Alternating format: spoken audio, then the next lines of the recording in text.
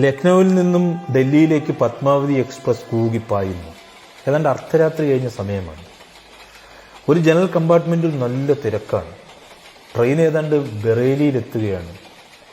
ആളുകൾ നിന്നും ഇരുന്നും കിടന്നുമൊക്കെ യാത്ര ചെയ്യുന്നു. ഭയങ്കര ബഹളമാണ് അതിനകത്ത്. പെട്ടെന്ന് കമ്പാർട്ട്മെന്റിലേക്ക് കുറച്ചാളുകൾ ചാടിക്കയറി. അവർ കയറിയിട്ട് ആളുകളുടെ പണവും ബാഗും ഒക്കെ തട്ടിപ്പറിച്ചു. ആകെപ്പാടെ ബഹളം. ഇതിലെ കള്ളന്മാരിൽ ഒരാൾ ഒരു യുവതിയുടെ മാല വലിച്ചു പൊട്ടിക്കാൻ ശ്രമിച്ചു. പിന്നെ പിടിവലിയായി. സർവശക്തിയും എടുത്ത് അവൾ ഒരു അഭ്യാസിയെ പോലെ പ്രതിരോധിച്ചു. അവളുടെ മുഖത്തും ശരീരത്തിലുമൊക്കെ മാറി മാറി ഇടിയും അടിയും തൊഴിയും ഒക്കെ കൊടുത്തു. ഓടിക്കൊണ്ടിരുന്ന ആ ട്രെയിനിൽ നിന്നും ഈ കശ്മലന്മാർ എന്ത് ചെയ്യുന്നറിയാമോ? അവളെ പിടിച്ച് പുറത്തേക്ക് ആഞ്ഞു തള്ളി.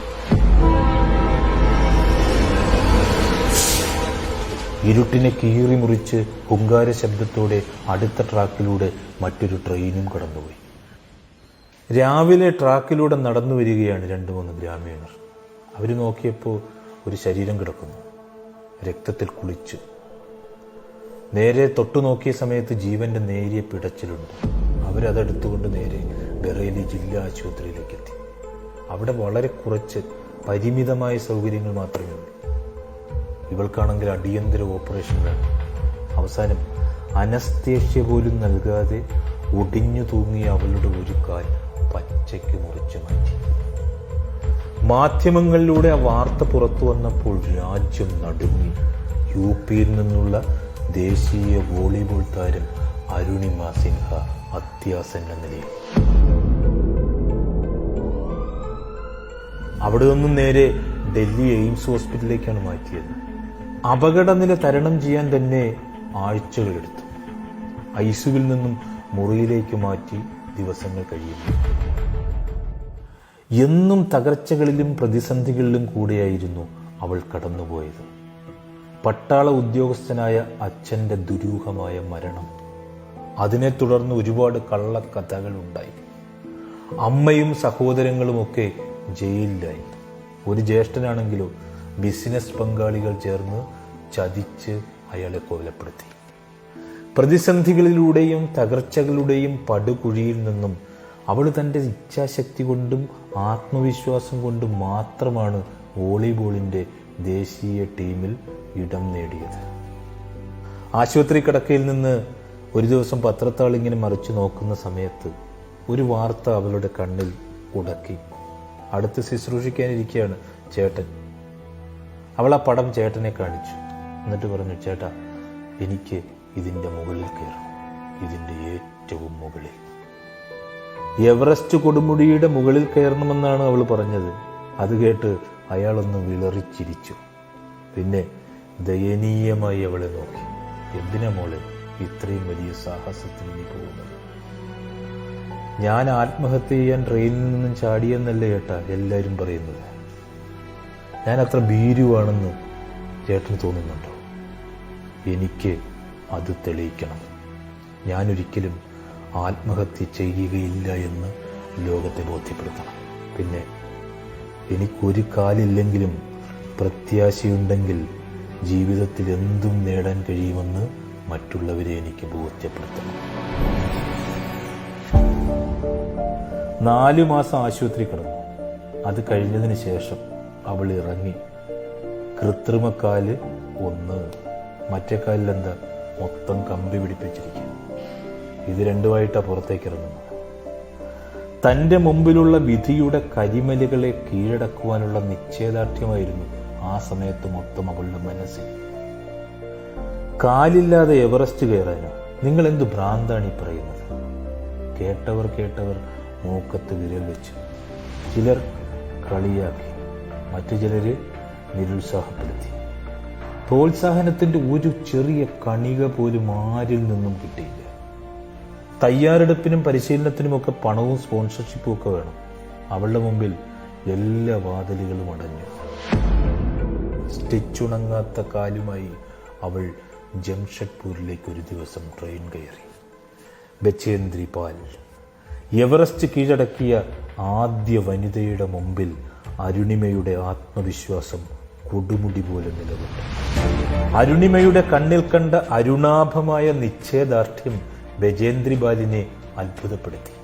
അരുണിമ, നീ മനസ്സ എവറസ്റ്റ് കീഴടക്കി കഴിഞ്ഞു. ഇനി ലോകത്തിനു മുമ്പിൽ അത് തെളിയിച്ച് കാണിക്കണമെന്ന് മാത്രമേ ഉള്ളൂ. അവരുടെ വാക്കുകൾ നൽകിയ ഊർജം അത് പറയാൻ കഴിയുന്നതിനൊക്കെ എത്രയോ അതീതമായിരുന്നു. അരുണിമയെ അവിടെ നിർത്തി പരിശീലനം തുടരാൻ ബചേന്ദ്രിപാൽ അനുവദിച്ചു.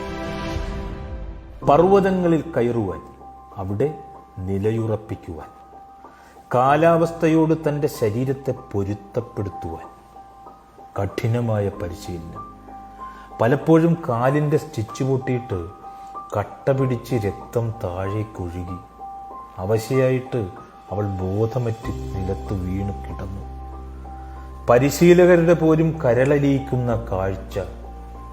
പക്ഷേ ശരീരം മുറിഞ്ഞു നുറുങ്ങിയിട്ട് പോലും അവൾ പിന്മാറാൻ തയ്യാറായില്ല.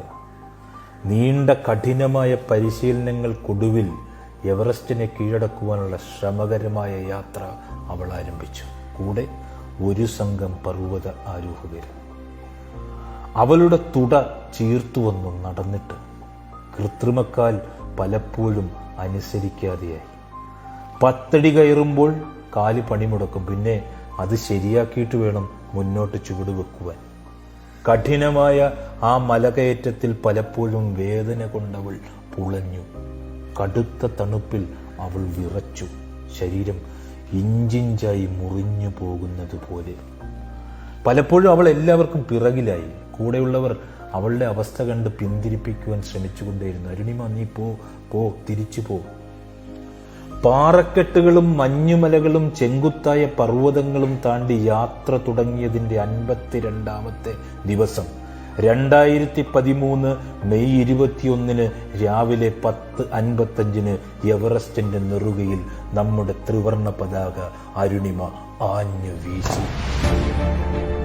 എവറസ്റ്റ് കൊടുമുടിയുടെ മുകളിലെത്തുന്ന അംഗച്ഛേദം സംഭവിച്ച ആദ്യത്തെയാൾ.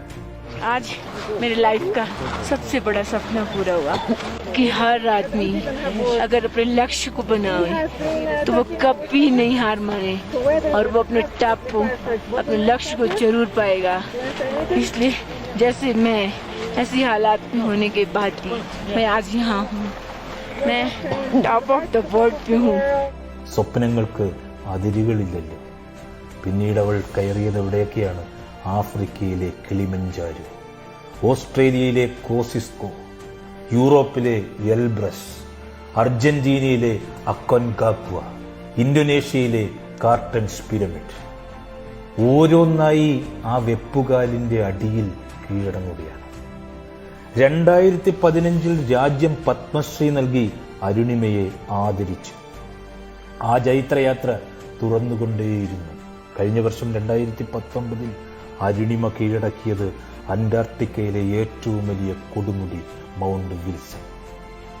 പ്രതിസന്ധികളെ, രോഗങ്ങളെ, ശാരീരികമായ പരിമിതികളെ, പ്രശ്നങ്ങളെ, പ്രതികൂല സാഹചര്യങ്ങളെയൊക്കെ തരണം ചെയ്യുവാൻ ആത്മവിശ്വാസത്തിന്റെ കൊടുമുടി കയറിയ അരുണിമയുടെ ജീവിതം നമുക്ക് നൽകുന്ന മാതൃക എത്രയോ വലുതാണ്.